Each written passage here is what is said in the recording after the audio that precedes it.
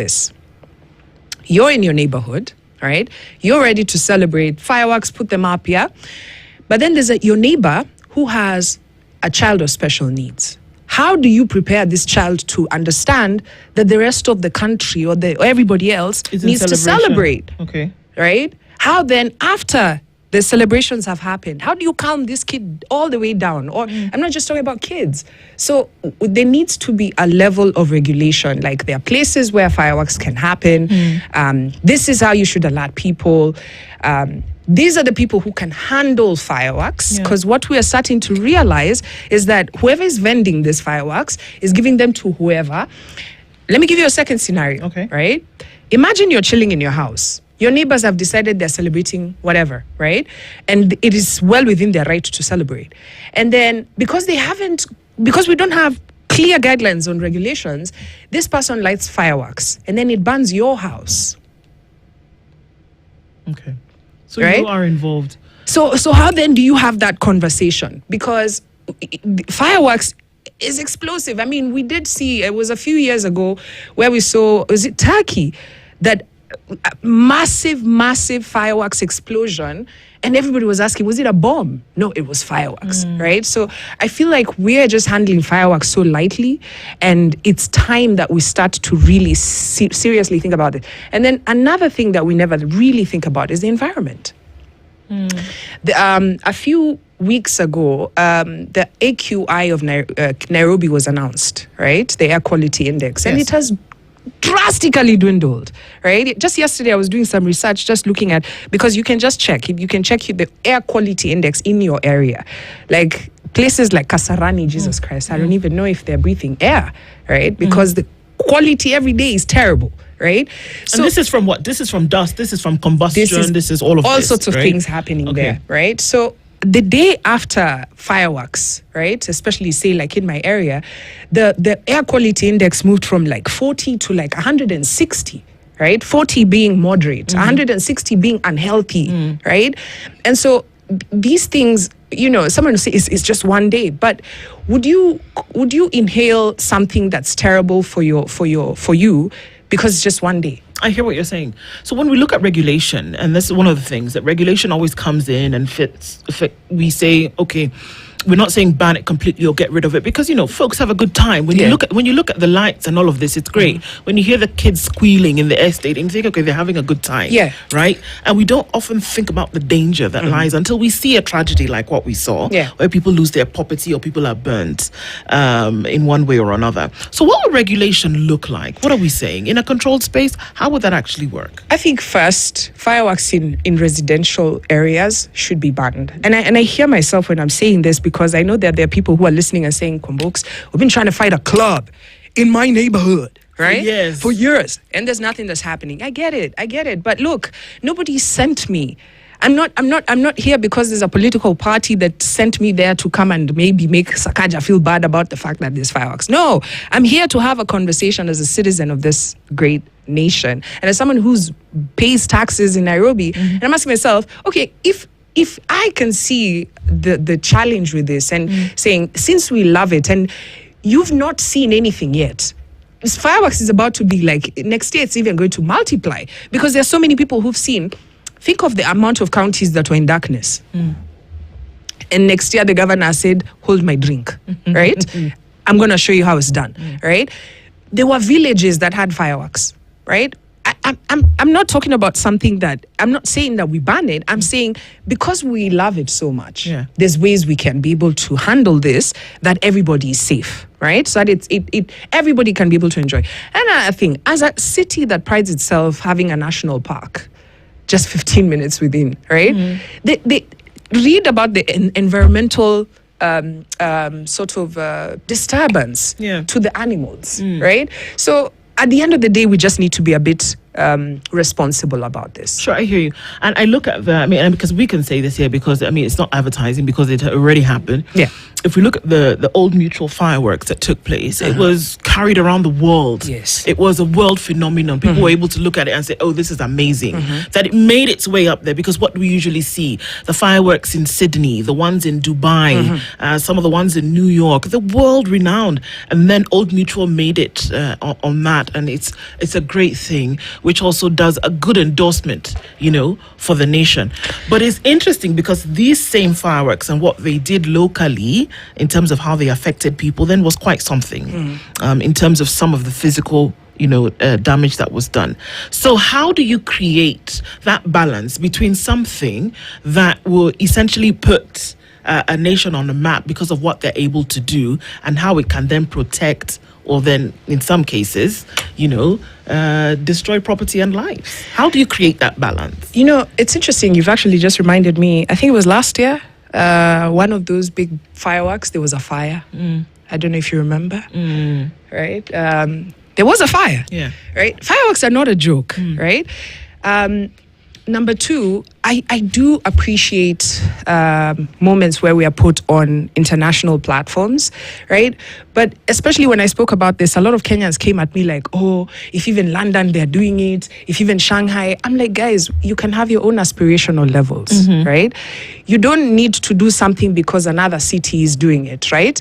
If you look at, for example, the one that broke the record for the year of fireworks display or something in the sky, because at the end of the day, it's what you mentioned. People like fireworks because it brings people together. They're able to look in the sky and just marvel. Can it be done in silence? Can it though? Can it? But yes, it can. China has shown us that drones in the sky.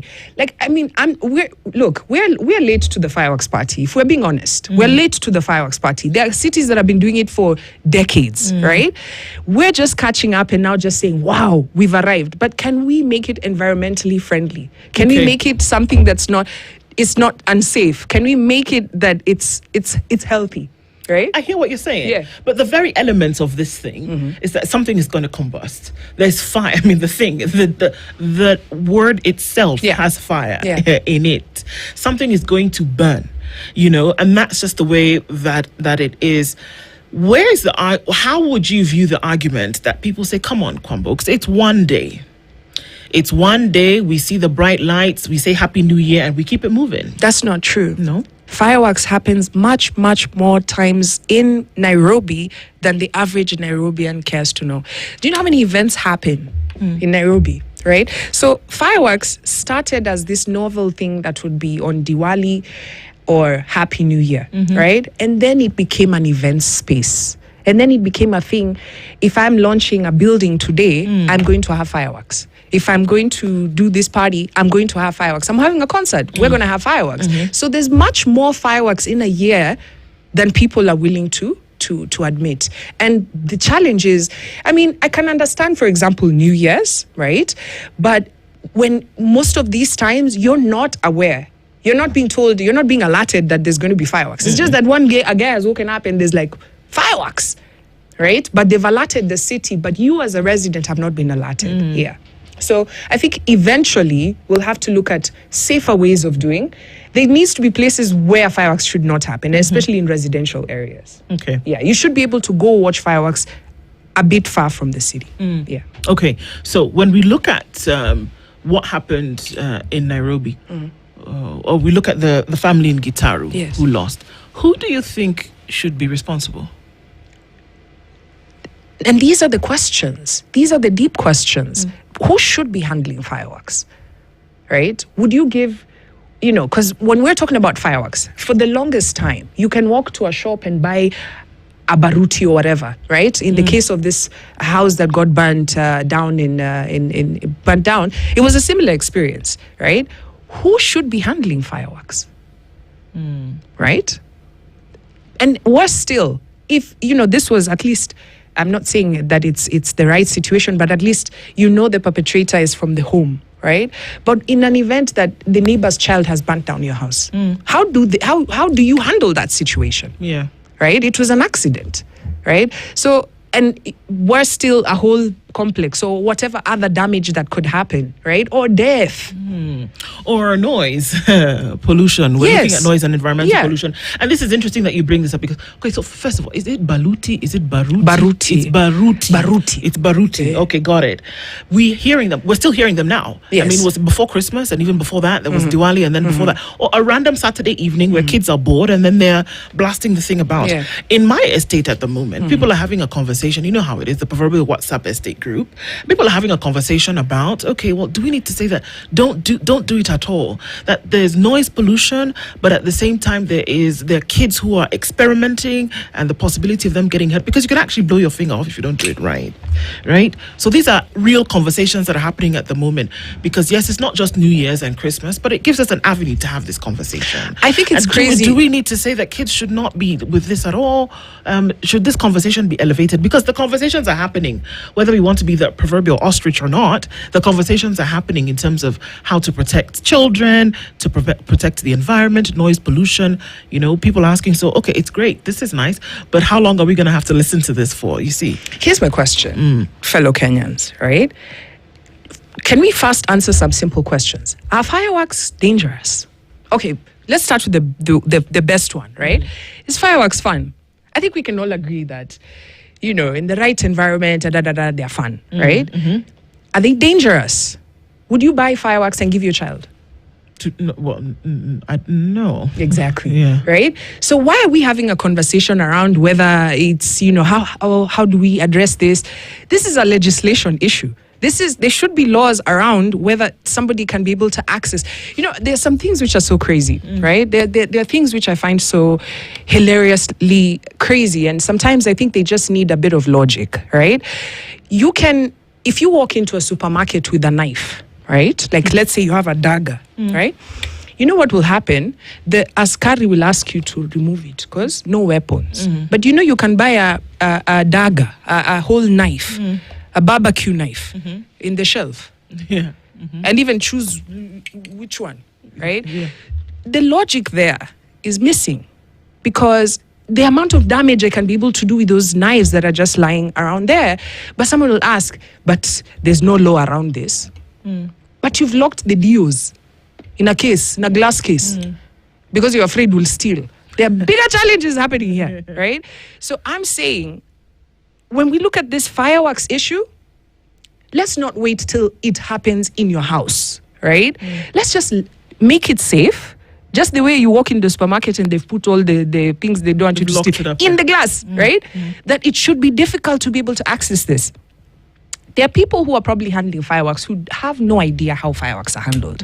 I've been to concerts where the fireworks has literally just flown right above my head, because the person who's lighting it clearly didn't know what they were doing, right? And you saw Alan Chesang's house, right?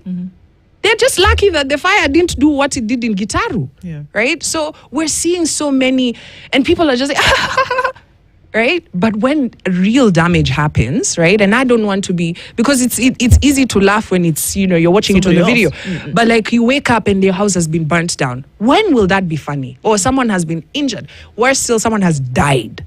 Yeah, so I think there needs to be just legislation. That's it. Let's just make sure that there's better fireworks management in Nairobi, right? And other counties can emulate for sure. But let's not look at this scenario like, hey, at least we've reached the world stage, so it doesn't matter how we handle this. My guy, fireworks can kill. Okay. Yeah. So even as we look at that and look at the deeper conversations, because then these go around towards environmental issues and things like this, is that, people come from the premise whereby we say, okay, so if it were to be regulated, where would this, there seems to be, it's not something that comes into the minds of people until something happens, right? It's just like somebody says, well, perhaps I need to be checking and seeing if approvals are made because a building has fallen down. Yeah. Whereby we are saying, you should be sure that those approvals are in place anyway. We shouldn't have to wait for a building to collapse before we ask the question, or to make sure that people have actually done their job. Absolutely. So, but there seems that there is no, we don't really recognize it because it's bright lights in the sky, or it's that noise where kids are squealing, and then we go to bed and we forget about it. Wake up the next morning and we are gone. It's true. There seems to be no recognition of it as an issue, Sheila.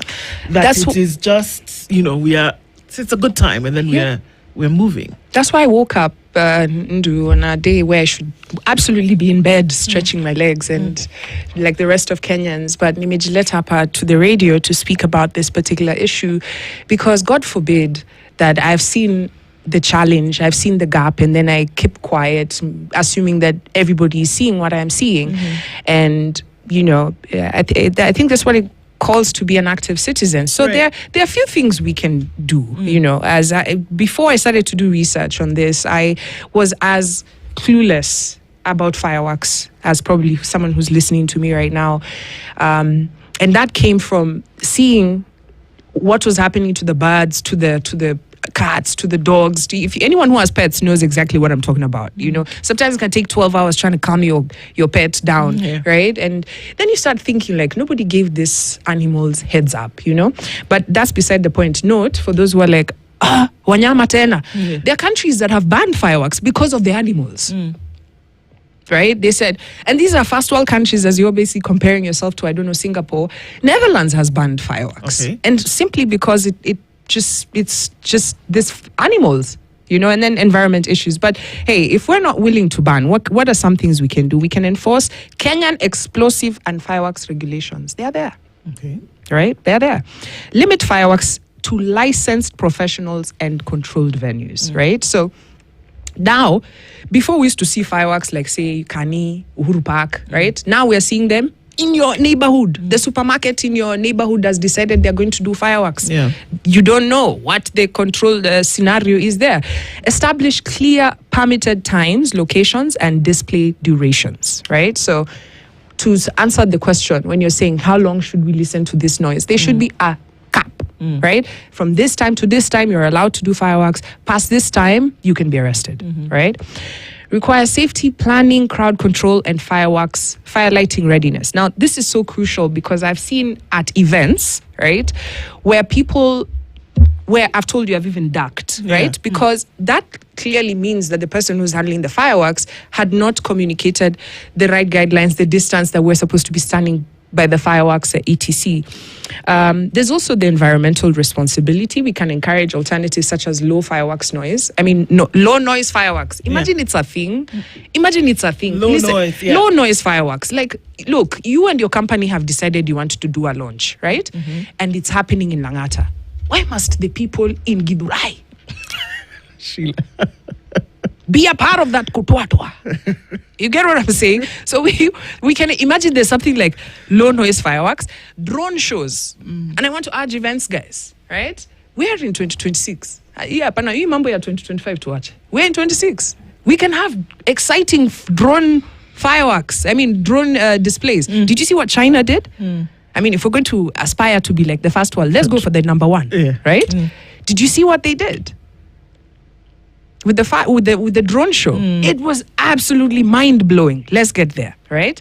Laser displays. Because if it's about the lighting, does it need the noise as much?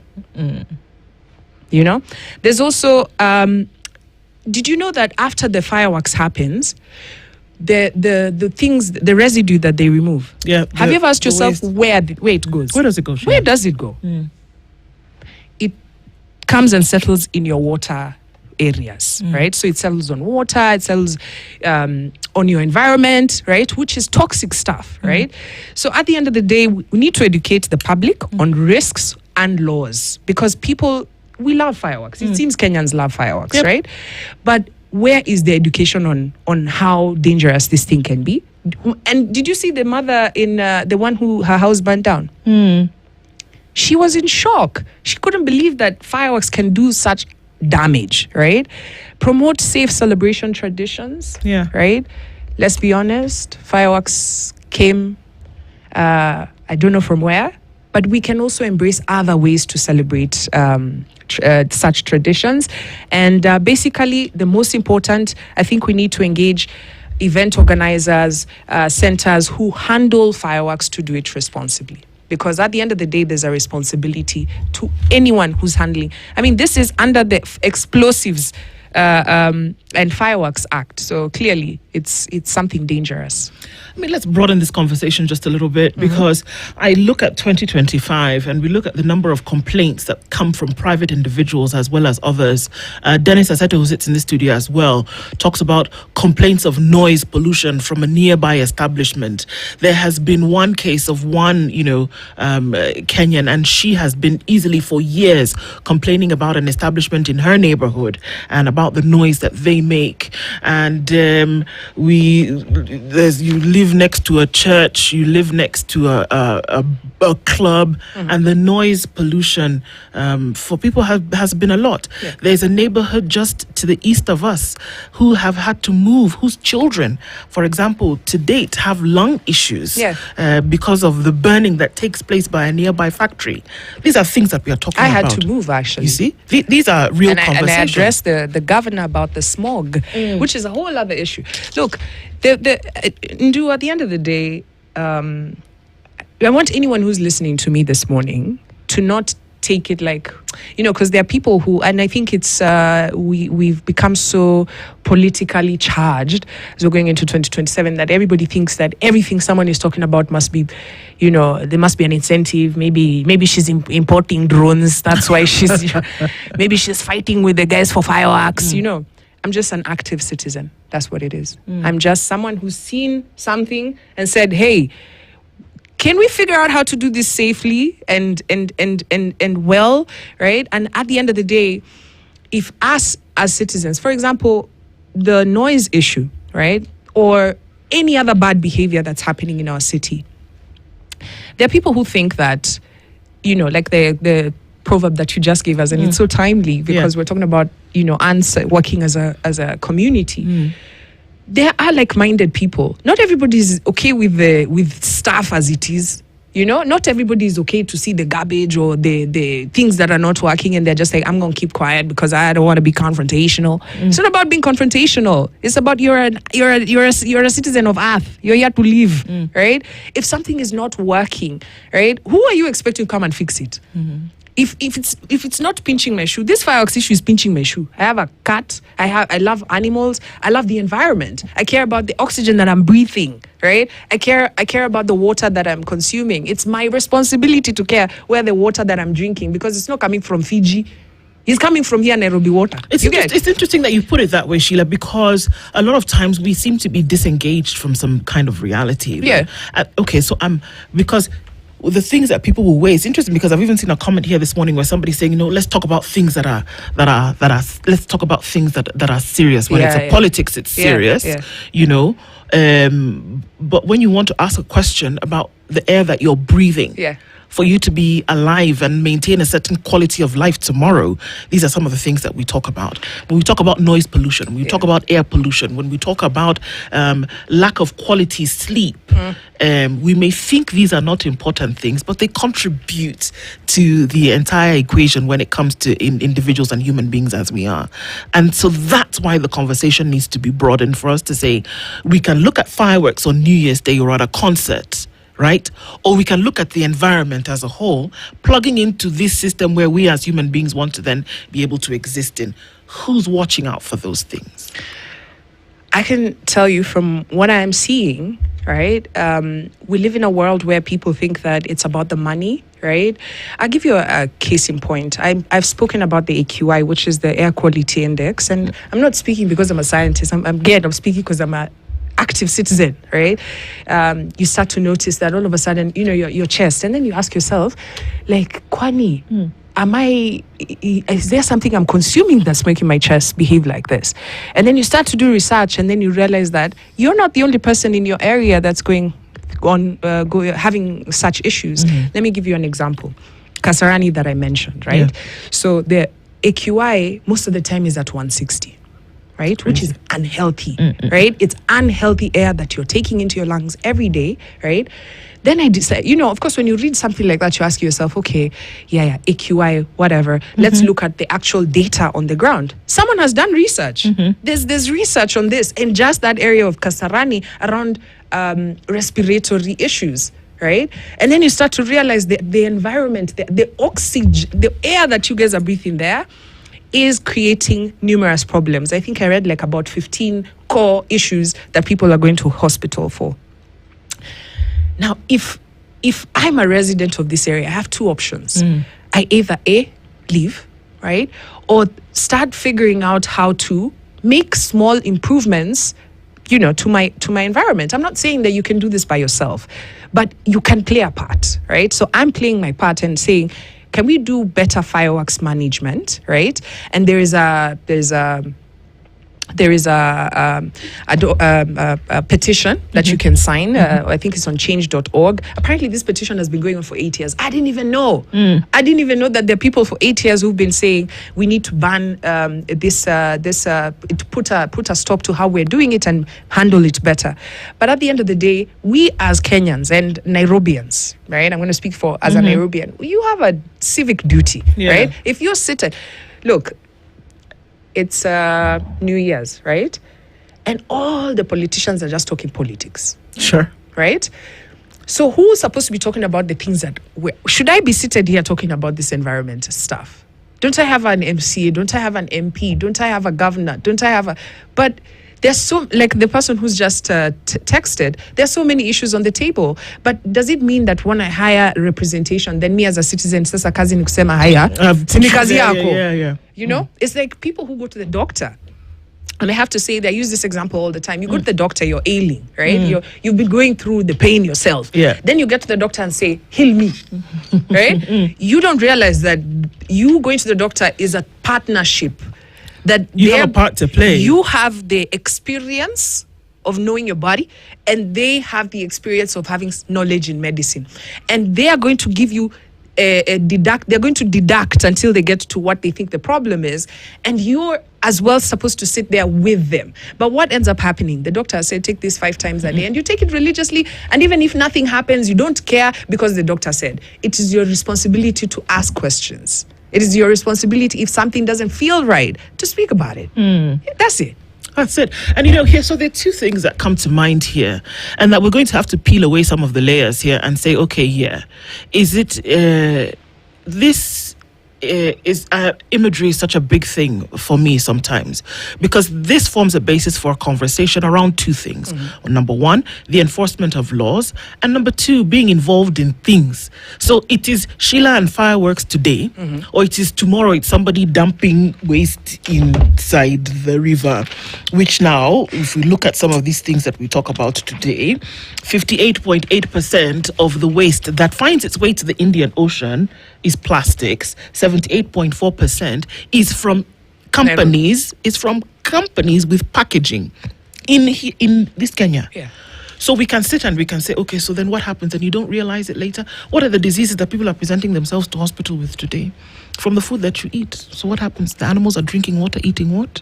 See, this is some of the things that we're talking about. Did you see the whale that had swallowed plastic? That was unfortunately, it's a big story. So again, to what you've just said, right? Now, somebody who the question you just asked will answer and say, that's why I have a member of parliament. After 5 years, we'll decide.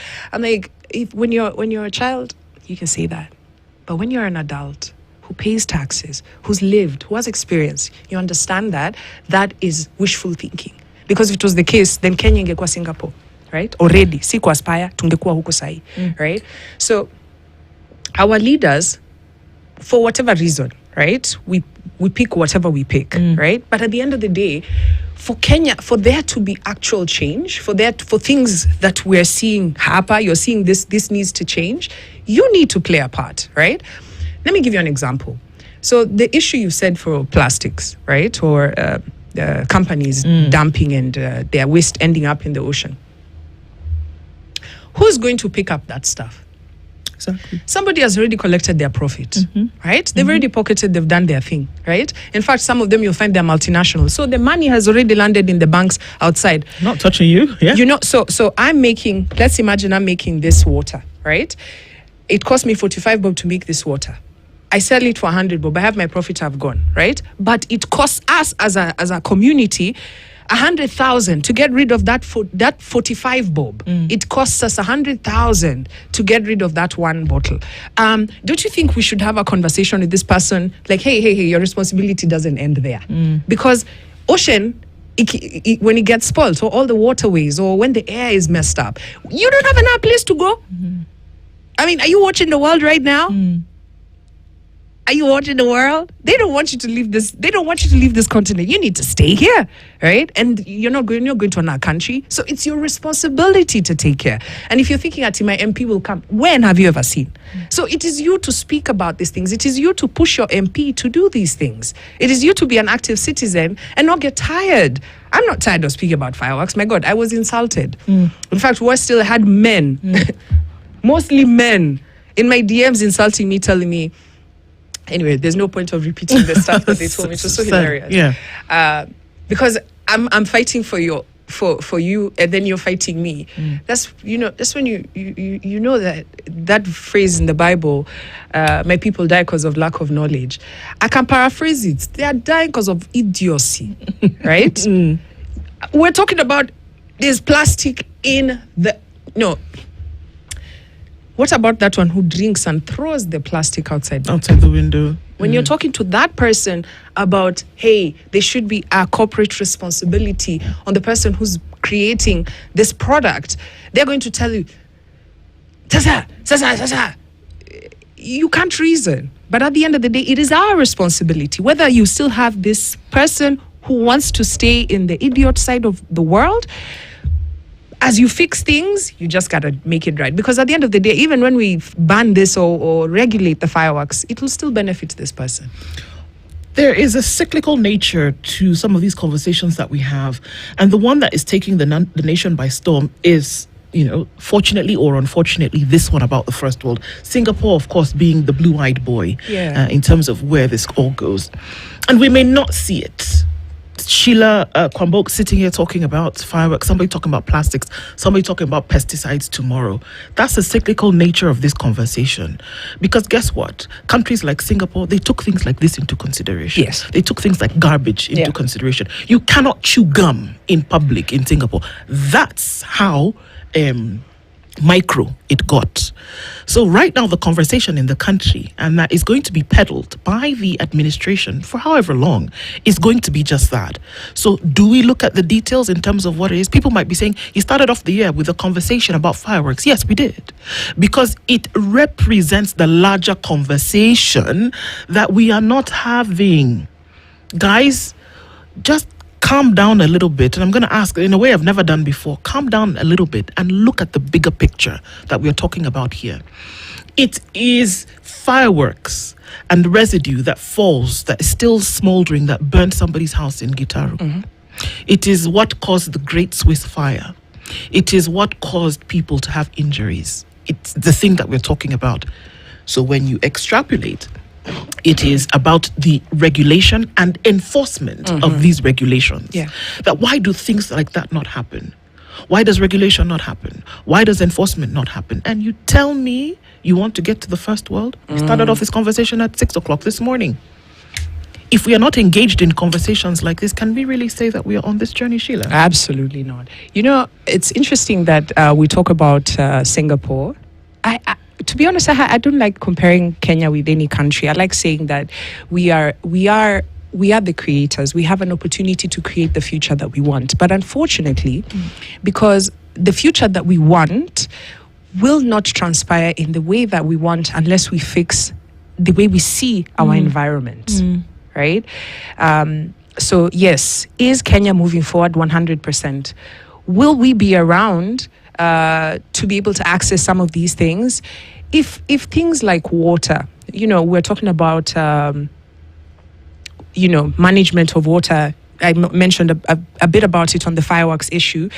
You find that deforestation is a big issue in a country that's semi-arid and arid, right? Deforestation is a big conversation. The other day, the president on this side is mentioning 15 billion trees. On this other side, opening mouth for cutting down trees. Yeah. And so, for me, I look at a scenario. Yes, we will get to a place where Kenya will be like Singapore, right? But it will be very, very expensive to be able to access basic commodities, right?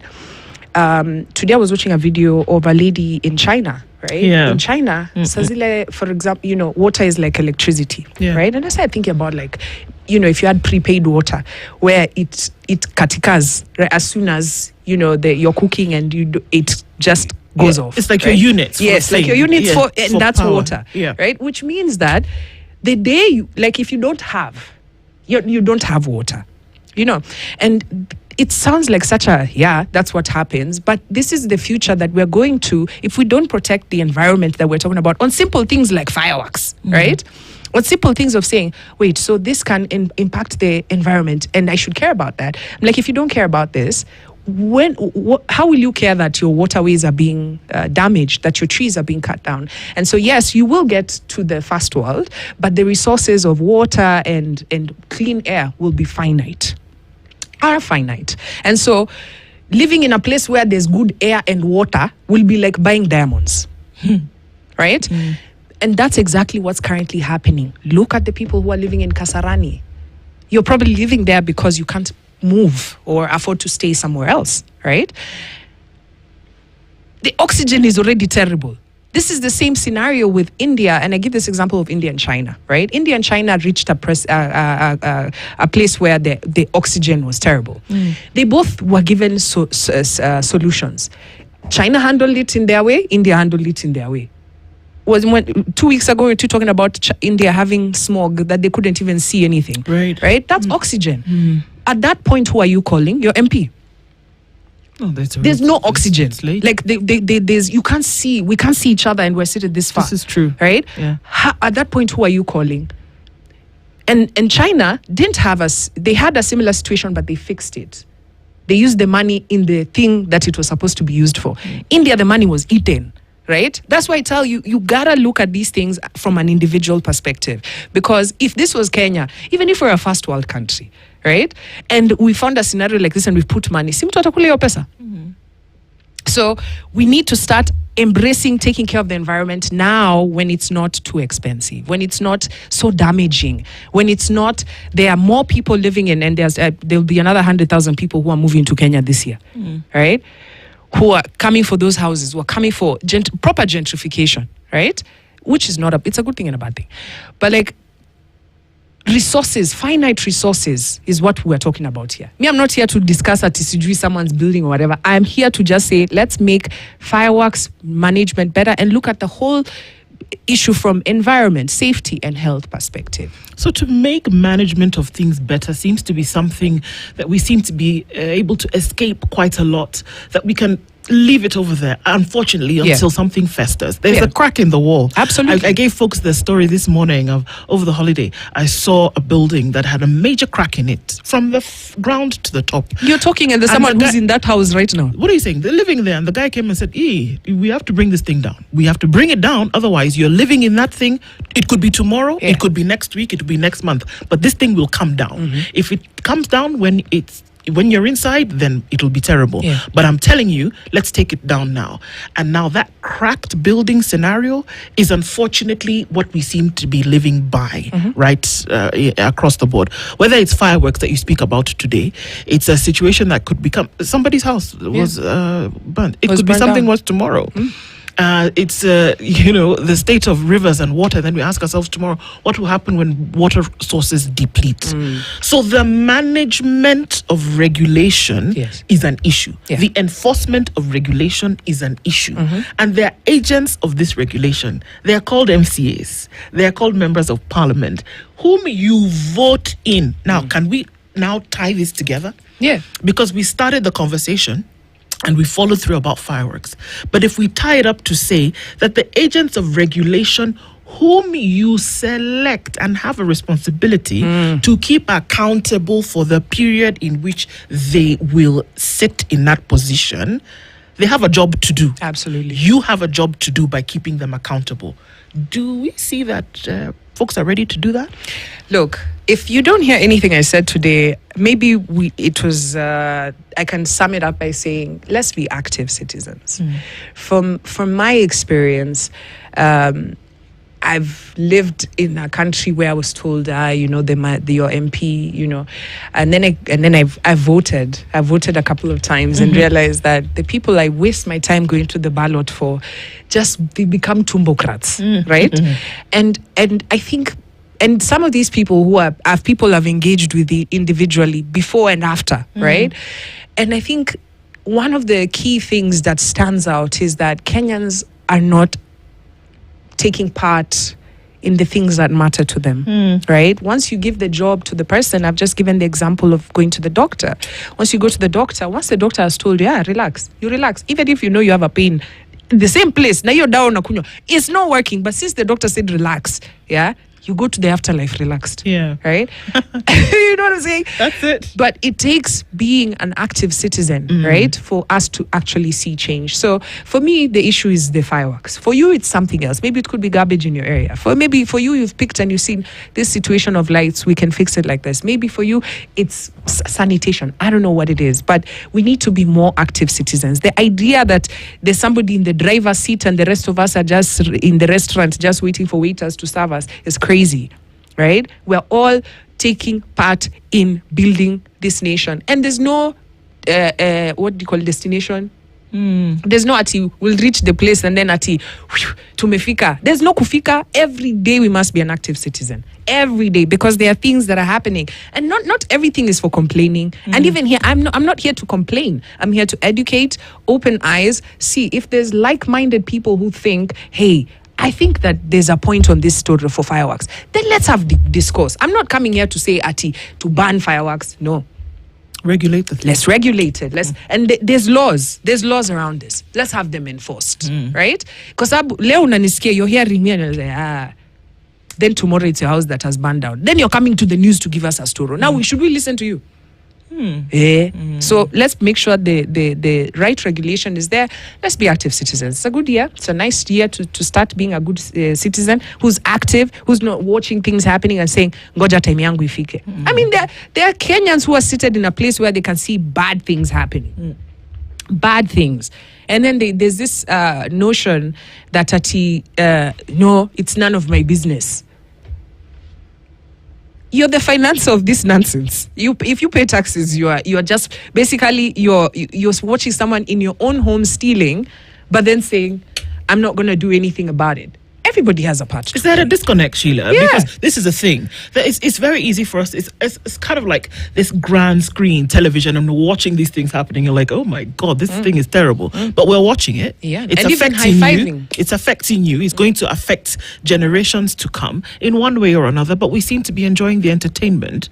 We're not involved in whether it is speaking, whether it's having a conversation, whether it is insisting for accountability, whether it is ensuring that certain things happen, that's calling people out, whether it's people who are tossing something out the window and saying, hey man, you shouldn't do that, whether it's people who are overlapping, whether it's people who are, come on, the list is endless. It's endless. But we seem to be able to watch this big thing on the big screen and then we go home at the end of the entertainment. Yeah, we're good citizens. But I also want to say this to Kenyans, right?